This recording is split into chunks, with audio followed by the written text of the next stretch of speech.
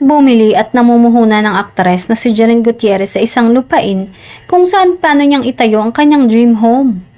Sa panayam ng manunulat at editor sa aktres, kinumpirma ni Janine na bumili siya ng lupa para ipatayo ng bahay para sa kanyang sarili.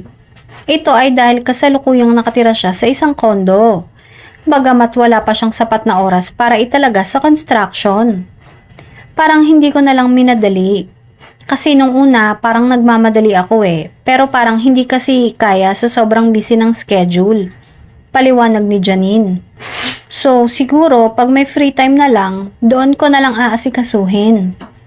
Janine envisions her pang forever na bahay, having 4 bedrooms and a place where her family can stay during Christmas or New Year. Bilang panganay, palagi ako yung pinupuntahan.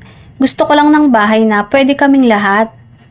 Mukhang naghahanda na si Janine para sa pagsisettle down.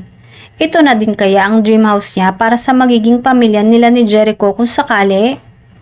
Bukod sa lupa, meron pang ibang investment si Janine na nail salon na I Do Nails kasama ang ilan pang kaibigan.